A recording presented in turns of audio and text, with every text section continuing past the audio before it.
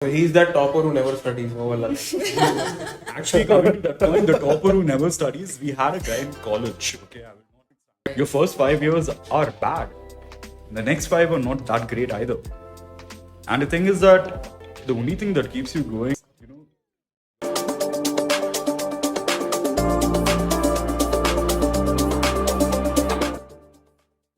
So Nitin, what was your most memorable experience in law school?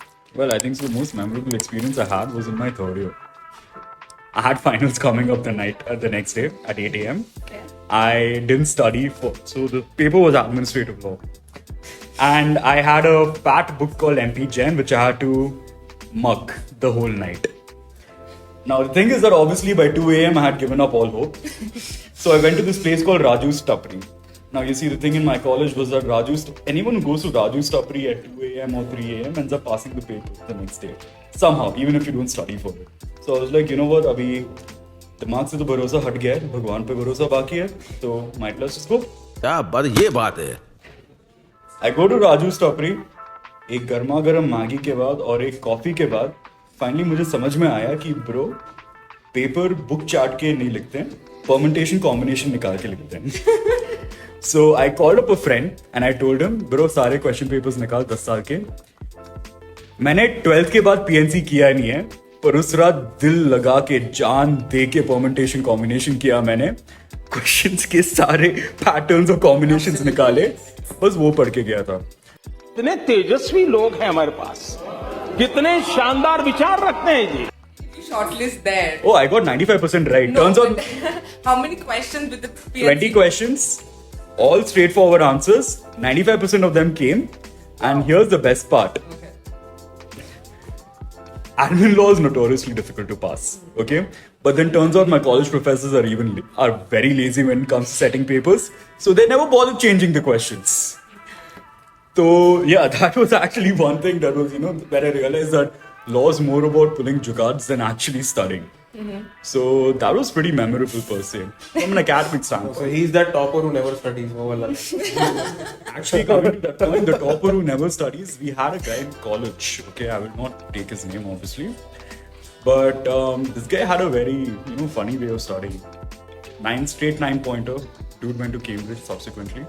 Alright? He was actually my senior. What this guy would do is, professors, he had a very good relationship with the professors. Alright? और ये class में सारे professors की recording लेता था. Literally, he had a stack of recordings. ठीक है? And then he would sit and analyze which topic the professor, keeps on emphasizing upon again and again. And he knows that those questions are going to come for the exam. Dude's never failed a single paper. He's never got below. So our papers were out of 60, 40 marks were for internal. He's never gotten below 57 or 58 in any paper. Wow. That's a smart way of doing it, I think. And by the way, Samaj Seva bhi karta tha. So the thing is that, what he would do was, we had an MCQ portion in our paper, right? So he would go to the washroom and he would write down all the MCQs on the bathroom stall. People used to take turns. People literally used to take turns and sit in the washroom for like 20 seconds, be like, A for apple, B for ball, C for cat, D for doll. Okay, fine. C, D, E, F, G. Okay, fine. Now, एक बार क्या कर दिया, किसी ने बस देख लिया था वो MCQ, पर बंदे को रियलाइज नहीं होता कि उसका पेपर अलग सेट था. Oh, so the second set, na? Oh. तो वो फेल हो गया. बट बाकी सब पास हो गया. So in a nutshell, the secret of success is to record teachers' marks. In a nutshell, the secret of success in law, which actually is that it's not about hard work, it's more about smart work.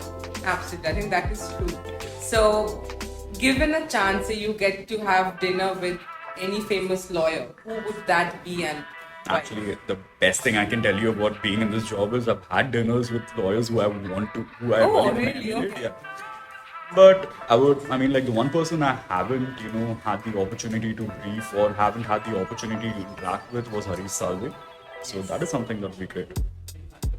So, what kind of law do you practice? So I specialize primarily in corporate and taxation. I've switched my field quite a bit.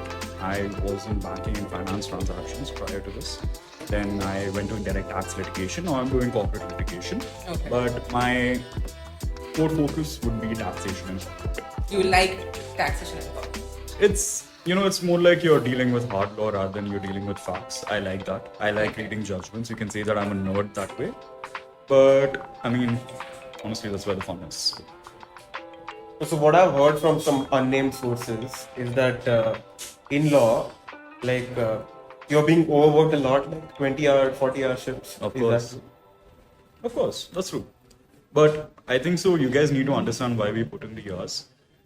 Look, at the end of the day, like any profession, be it chartered accountancy, be it medicine, you really don't learn much when you are in law school because law school only teach you the theoretical aspects of it. But at the end of the day, this is a practical profession. Now, when you need to learn the ropes, you need to put in the hours. And we need to remember that this is not a sprint. It's a marathon. It will take time. And if you're willing to put in the hours, that's how you're going to really succeed down the line. The first, I can tell you this with absolute certainty, you can ask any lawyer you want. Your 20s, you practically don't have a life. Your first and only love is going to be your work. Trust me, even if you have a girlfriend, you'll be forced to break up with your girlfriend within 6 months because you cannot come outside of work. But the thing is that 20s में जितना मेहनत करना है, जितना रोना है, जितनी नींद तुम्हारी जाएगी, सब जाएगी. But it will all be worth in your 30s. So what is your mantra for it? Like, how do you manage, or say if you have to give advice to a, law aspirant, what would be your... I think so the simplest thing is, it's a very simple thing. If you love your job, it doesn't feel like a job. You really want to put in the effort, no matter how much you get paid. In fact, in most cases, in litigation, your starting pay is not at all great. Absolutely, yes. But here's the thing. You're not really doing it for the money, right? You're doing it because you really like it. The fact that when you sit in front of a file or you start reading a judgment or when you're researching, you completely forget about the fact that, okay, fine, I'm supposed to work 12, 14 hours a day. You might crib about your job. There is no doubt about that. But the thing is that at the end of the day, you still love it. You still love it enough to go back every day and do it. And you don't mind giving up your Saturdays. You don't mind giving up your Sundays. You don't mind giving up vacations. But the thing is that as long as you remember that this is what you need to do to become a good lawyer, you really need to do it because at the end of the day, you need to remember something is that your job comes with a lot of responsibility. It might not be a life and death situation like doctors are dealing with, but it can practically ruin someone's life if you don't do it well. So I think so it's important that you keep that in mind when you actually go ahead and pursue this profession. True, but when you say that, I have seen a lot of lawyers who initially start practicing, they kind of give it up and then they move to corporate because they do not want that amount of struggle, right?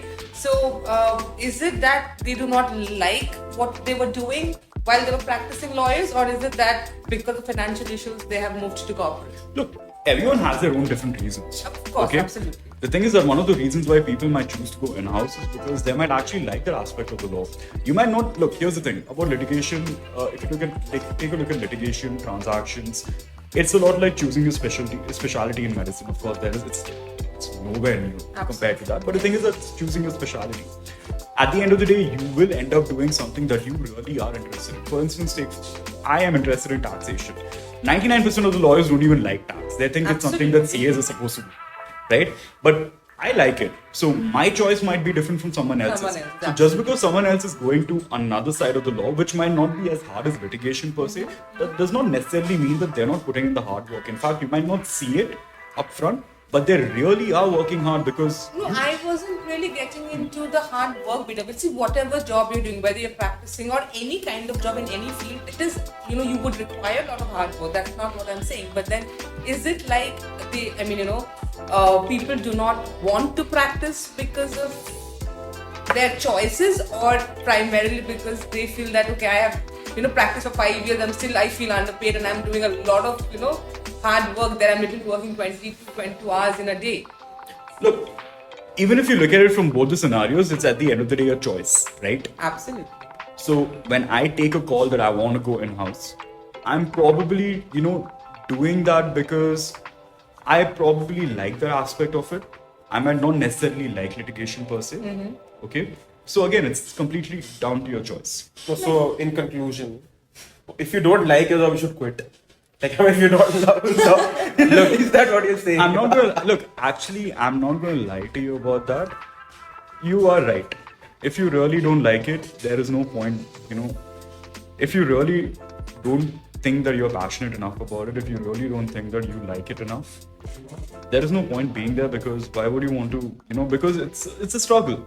Right. Your first 5 years are bad. The next 5 are not that great either. And the thing is that the only thing that keeps you going is, your passion. And if you don't have that, then how exactly are you going to survive as a And you coach? wouldn't even enjoy doing it. So, Precisely. end of the day, you would end up either quitting or moving or doing something else. I mean, like, if I can give you an analogy here, take a look at medicine. If you think law is bad, just imagine how bad medicine is. True. Right? And the thing is that what really keeps them going is the fact that you really like what you do. And I think so that's true for all professions, for that matter. If you really like what you do, that's what keeps you going, no matter how bad your conditions are, no matter how overworked you are. It doesn't really matter, because if you choose to go back to it day to day, day after day, I think so it's your passion that primarily drives you. Great. So I would want to understand, I mean, I know you are into taxation and corporate law, but what would be your take on the recent case of Archikar? What is your, Okay?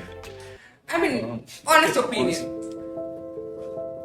I don't want to seem opinionated here, but No, but I just wanted to understand what is your take. That's all. I mean, you no, don't my have take to. is very simple. I just feel that the West Bengal government has really lost it up. Right. And I do believe that the West Bengal government does hold, they are responsible for whatever happened.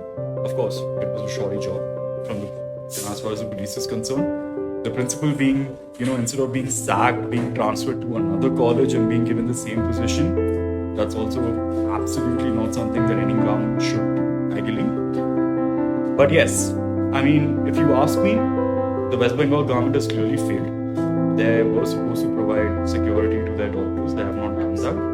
And truth be told, it's really sad to see that, despite 12 years after the gang rape, you still have to see things like this, because, I mean, 2012 was, a momentous year for us, because that's the first time, rape actually came into the limelight. It was so momentous that it actually forced a change in the laws. But seeing this right now just disheartens you that, perhaps things are not really changing the way you want them to change. And still people fear for their security, women fear for their security. Absolutely. And if a doctor can be raped and murdered in the premises of a hospital, where you're actually Then how supposed are to you help. safe at a workplace? Exactly. So I honestly think the government should take more concrete steps and resolve this. Fair enough. Thank you so much, Nitin.